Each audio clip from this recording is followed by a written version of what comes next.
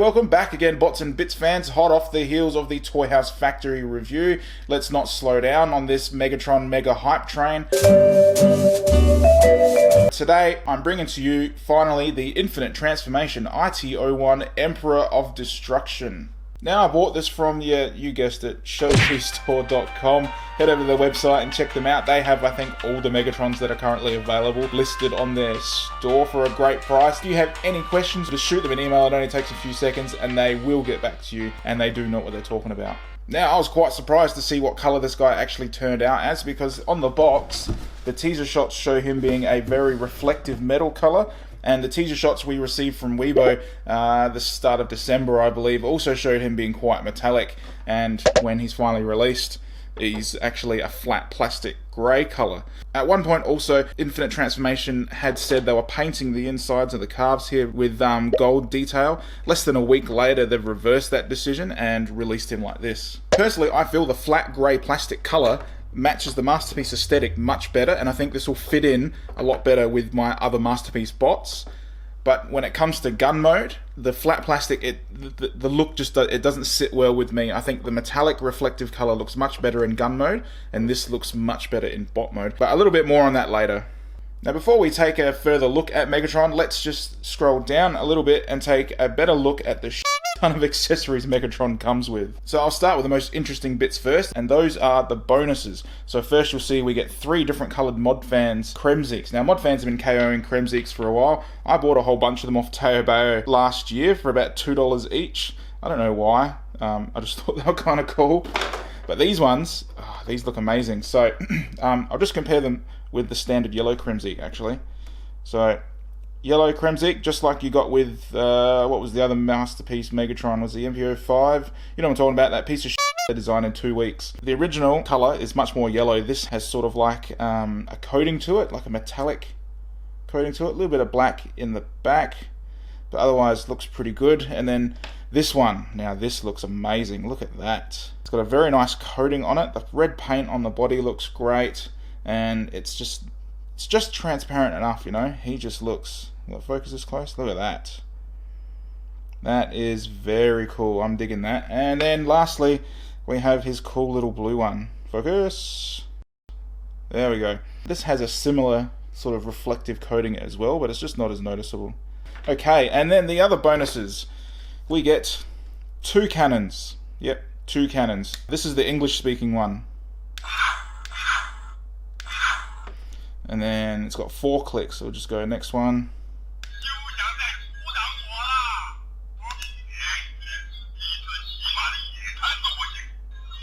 That's enough of that.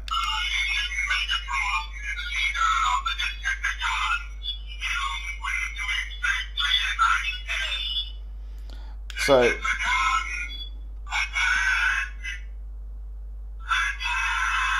alright. Shut up.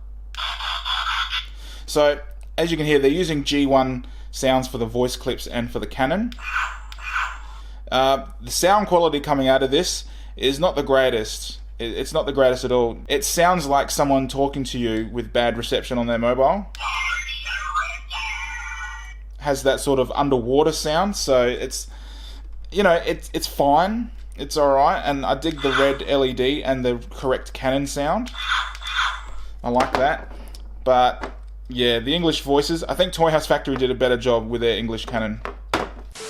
Now, I nearly forgot, when this first arrived and I checked out the English speaking cannon, no matter which batteries I put in it, the thing just wouldn't work. It was dead. So I thought, f it, why not just open it up and take a look? And then when I looked inside, I could see that the soldering job on a lot of these wires was just absolutely shit. A lot of these wires are barely even attached, and the main wire coming from the battery compartment was held on by like just one hair thread of a bit of copper. That was it. Now, I'm not very skilled with a soldering iron, so I wasn't able to really repair it properly. I just gave the wire a little bit of a wiggle, and I managed to get some battery power out of it. And now, even shaking it a few times, the cable hasn't moved. But that doesn't change the fact that the soldering on the inside is just absolutely garbage. And then just their regular cannon.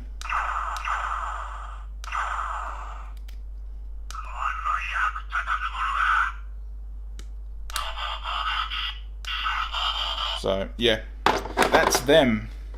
The other extra bonus that's included, and I just got to come up a little bit closer to this, is Megatron's back plate. Now this is just a single piece of plastic that just... Come here.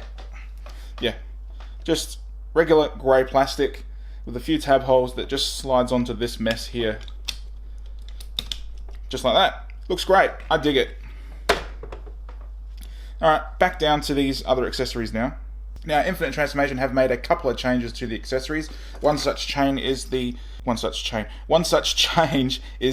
chain. It's no longer clear plastic. They've put a metal chain in instead. And also the purple plastic on this, it's got much more purple color to it. It's not quite as transparent as Toy House Factory or the KO. And it will... did detach. Come on. Maybe I'm just weak as piss. No, there we go. Got it off. So, we also get the famous anal beads. These are nice and stiff as well, just like the others. And it tabs in. Oh, that's a tight fit. Those anal beads are a tight fit. Nope. There we go. A little bit floppy, but you know, if you curl it around like that, it will hold its own weight. Fantastic. We have his lightsaber, which is a much more richer pink color rather than purple, and it looks fine. Little tiny air bubble in the end of it there, but there's a lot more empty space coming up to it compared to the other KO, Takara, and the Toy House Factory. Purple paint around here is done alright. The paint around the ring is done, you know, fine, and it does detach and then goes into Blitzwing's gun and holds just fine. Now, Blitzwing's gun is done pretty well. I'm not seeing any mold degradation. I'm not seeing any errors, sprue marks, or scratches or anything. Paint is done pretty evenly. A couple little chips there, but you know, it's fine. The other ones have a lavender colored detail on the back here. They, Infinite Transformation, haven't done it. But apart from that, just fine. Then we have his key to Vector Sigma. It's still die-cast. The paint job on this is not too great. It's very spotty, it's very powdery. It's a much better gold color than the Toy House Factory. That was sort of bordering on greenish. This is definitely like yellow gold. They just haven't done a particularly good job of it. Have his mind control helmet. Now this feels very different. This is a much more rigid plastic than the other ones. The other ones had a little bit of give to them and felt a lot heavier. This feels quite brittle. A lot of the details are pretty soft. Got the details in the side here. These edgings are quite soft. This round bit, none of this matches up. Bit of separation through there. Overall, the paint is really good, but the helmet itself is quite crappy. Okay, broken chest plate. Now, I'm not a big fan of this. I do like the color, but it's just the details are very soft. You seeing that? See how rounded? This is meant to be cracked and broken metal sort of thing. It almost looks like cracked mud that's been rained on. I mean, it's heavy. It's not. There's no errors. Like a couple of sprue marks just at the bottom, but they're well hidden. No mold lines, no scratches, no chips, no nothing. Clear plastic looks good. It's just, it looks very soft. And speaking of soft damage, the damaged face, there we go, looks soft as well. Like in the forehead and all of that, it does. After looking at the Toy House Factory one, which had some amazing cracked detail, this just looks a little bit soft.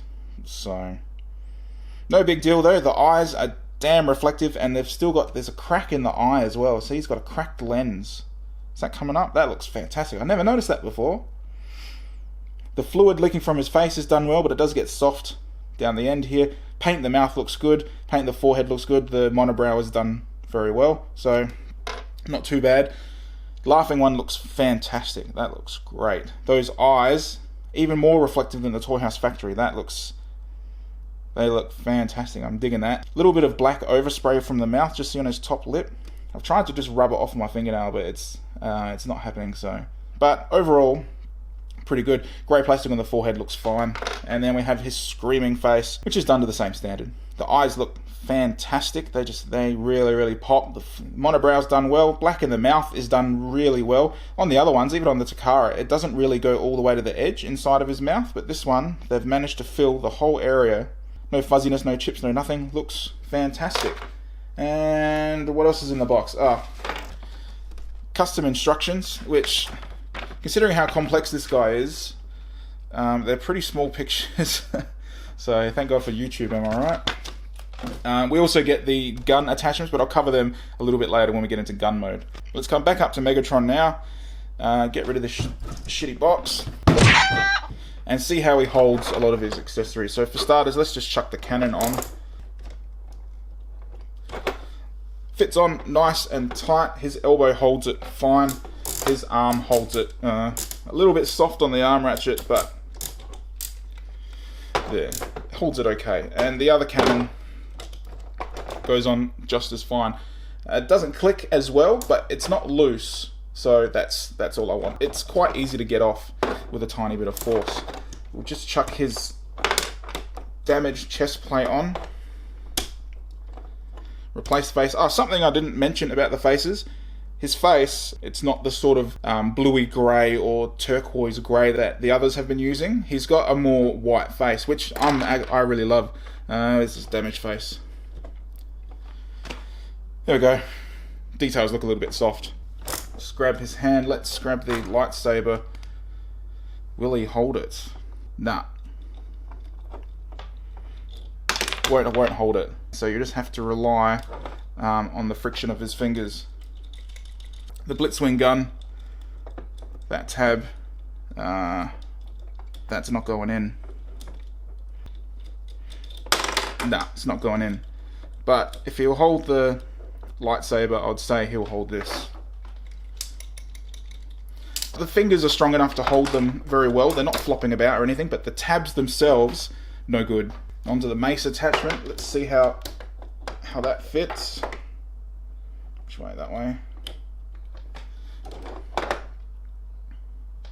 Yeah, fits just fine. The swivel at the actual wrist joint is a little bit weak. See, it won't really hold the weight, but yeah, whatever. Alright, so moving along. Let's see if he really is as good as everybody claims. Now, first impressions of Megatron are he is very heavy and very sturdy and very stable. And that could be because they've replaced the plastic thighs here with thick die-cast. These thighs are a little bit bigger than the plastic ones, and they've just added a lot of weight and a lot of stability, in my opinion. Another change that they've made is they've added a tab in the lower back for that ab crunch, just securing it a bit. See that? For when you don't want to use the ab crunch. So now that we're covering the joints, we're just going to look at these shoulders first. These two sections here are tabbed in nice and tightly, and then when you've got the butterfly joint, that's, again, it's not loose, but it's just, it doesn't have the same friction as the other KOs. I'm sure you could probably just tighten that screw if it bothers you, but it's not an issue really. The ratchets here are nice and loud, but they're just, that one's alright, but this one is just a little bit on the softer side. Ratchets out. Fantastic. They are fantastic. And listen to them. That is, they are so loud. Let's just come up a little bit. Alright, there we go. Bicep swivel, nice and tight on both sides. Elbows are really, really stiff. They are very, very stiff. That is great. That supports the cannon really well. Wrist swivel, nice and stiff. The fingers are great. These are really, really strong. And the hands aren't loose inside their socket, which is great as well. That was a problem I had with the Toy House Factory. My hand just kept falling off. Waist swivel, not as tight as the other ones, but again, not loose. And we do have that ab crunch that I mentioned before, and that's not too bad. Tab that back in. Down to the hips. Let's just bring these flaps out and then ratchet it outwards. Pretty good. Pretty good. When you compare all the other ones, the Takara KO and the Toy House Factory, that out was just weak as piss. That's pretty good. I'm happy with that. These flaps move very easily. Look at that. That's what we want. That's what we want. That's excellent. Ratchet all the way forward. Not too bad. Pretty consistent with the others that have been released. Both sides. Let's just fix this focus for a minute. And then we have knee ratchets. That sounds a little bit soft. See how it goes. Yeah, okay. Oh, and the tab come out. That's a little bit annoying. So those knees are just a little bit soft. When compared to the others, a little bit soft. And then down to the feet. Now these feet, they're fantastic. There is no play in these ratchets whatsoever. None whatsoever. The feet are just so stable. The foot itself is just completely flat. This little bit here's loose, and it's the same on both sides, but it doesn't seem to impact the feet at all. So we've got 2 forward, 1 back, and the pivot, all of them nice and stiff. There's like no sway, no sponginess, nothing. He's just solid as a rock. Look. Now, when it comes to the paint on this guy, there isn't too much to speak of because he is just a cast grey plastic, so no paint on the body. But when it comes to the red, IT have decided to use a much brighter, more vibrant red, and they've done it pretty consistently. So on the backs of the elbows, you can see, focus, there we go. So it's a brighter red, a bit of a gloss coat to it. There's no chipping, no scratching. It's all pretty damn even, to be honest. And on all the other ones, even the Takara, we've got a few nasty sprue marks in the back, but that is just very tidy, very tidy.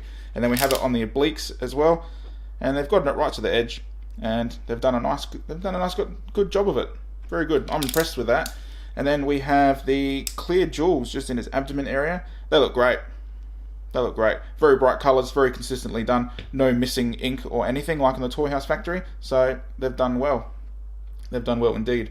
On the back, what we got? Is that barrel die cast? Yeah. So they've coated the barrel in grey. Got a bit of a mould line coming down the middle here. But apart from that, there's no chips, there's no scratches, nothing. That is done really well. And speaking of painted die cast, it is the same deal with the thighs. These are just, look at that. Those thighs are just done really well. No chips, no scratches, even up here, around there, where I've been swiveling it. Oh, geez, that's a tight swivel. There we go. Very tight swivel. No scratches or chips, nothing. Not even anything on the back from box rattle. Look at that. Very, very consistently done. No paint on here. I think this is black plastic, but it still has like a gunmetal coating to it. Further down the legs, we have this. See, this whole thing feels just really, really glossy and really smooth. Infinite Transformation have said they've put like some sort of coating over the whole thing, a scratch-resistant coating, and you can feel it. You can feel the coating on this thing. Everything feels glossy and smooth. On Infinite Transformation's Weibo, they did say that you could scratch it and it wouldn't show up. So I'm going to do it.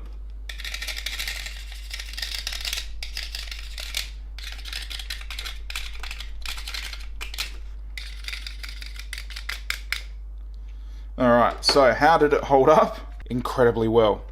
Check this out. Look at the inside of that shin. Not a single speck, not a single scratch, nothing. Nothing. Looks exactly the same as when it came out of the box. Can you believe that? The only place where it didn't hold up 100% is on the shin. And admittedly, I went a little bit stupid with the screwdriver on the shin. So, what ended up happening was 1 tiny scratch and 2 dots. You seen that? 1 dot, and a little scratch. That's incredible. That's incredible. That's all that happened. Well done. That paint, rock solid. Absolutely rock solid. You are not going to damage that when treating this normally. Alright, so with all of that out of the way now, let's check out gun mode. Now, like with the previous videos, I'm not going to do the transformation. It's too long and I really hate it. Alright guys, there he is in gun mode. Now, this was an ordeal. A lot of these tabs in his bot mode are just in so tight, especially rotating this section up the top here. That was a huge pain in the ass. And just moving all of these leg panels was much more difficult than I remember it being on the other two. So, that being said, once I was able to move the panels, they did all go in pretty well. Everything sort of snaps into place with a really satisfying click. But not everything went perfect. These sections here, these die-cast parts of the feet, they don't really, they're really loose, and they're not really tabbing in or holding together properly. And I got some chips. Focus. I got some chips in the paint, just along there. And as you can probably see as I was bringing it up, I can't get this bit to tab in, and I can't really get it to tab together very neatly. And then it just doesn't fit.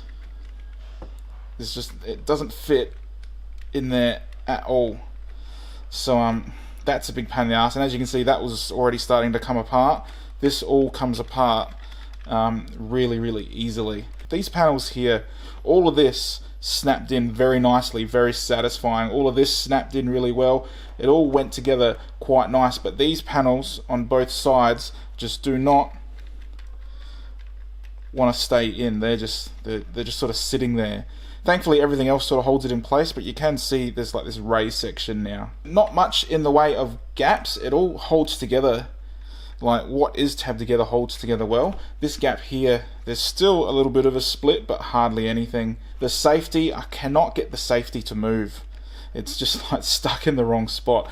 But the trigger is nice and springy. The cannon goes on just as well as you would expect. So not bad. It's all straight. There's like no curvature at all. All the other ones had a slight bend going down. This one, pretty straight. So while I've got him in gun mode, we'll check out his extra gun accessories. Got the silencer, which, you know, or suppressor. Nothing really special about that. So I'm pretty sure you twist it that way and it should slot in just fine. Nice tight connection. Isn't bending or flopping. Looks good. And then we've got the stock or flight stand die-cast wing bits on here, which geez, they're stuck, they're in there. Oh, whatever, I don't care. Plastic on this bit, ratchet here, sounds nice and strong. Ratchet here, sounds good. Rotating ratchet there. So let's chuck this on.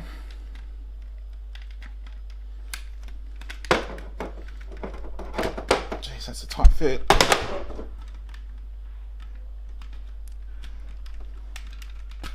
There we go. That way, I think. Whatever. So it is on. A little bit bouncy. But what it is doing is the weight of this is now pulling this back panel out. Look. So now that's coming out. Is it on the other side as well? Yeah, it's pulling out the other side and sort of moving all this around. Oh look, that's not very strong ratchet.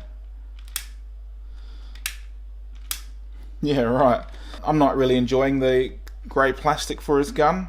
Funny, isn't it? They've nailed robot mode so well, but they just couldn't. Yeah, gun mode's a bit of a fail for me. Alright guys, so is it worth it and should you buy it? I'm going to say yeah. Yeah, it's worth it, and yeah, you should buy it. Bot mode for me was fantastic. All the panels just tabbed in super well. All the joints were just consistently strong. The ratchets all sounded fantastic. The extra ratchets on the hip out worked great. The grey plastic for me looks fantastic. I much prefer that for my masterpiece over a metallic reflectiveness. All of the accessories are done really well. They're painted really well. They're sculpted really well. Some of the crack detail was a little bit too soft for my liking, but I'm not going to use it anyway. The paint is just done fantastic. Those eyes, the unit, the monobrow, the whole lot, all done really well. The extra bonuses that you get with this are just absolutely wonderful. I love that tab-on back plate. It just really solidifies his design, front and back. It looks fantastic. The extra English cannon, the sound effects and sound quality, not so great, but you know, it's awesome that they included that with the original cannon to begin with. Now, I did have issues with the wiring on my English cannon. I had to open it up, give it a bit of a fiddle.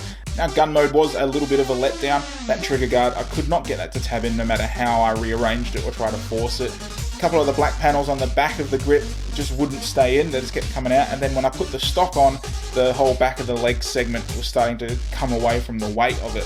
So a little bit of a letdown. If you just left it as the pistol itself, it all tabs in together pretty well, it all holds together pretty well.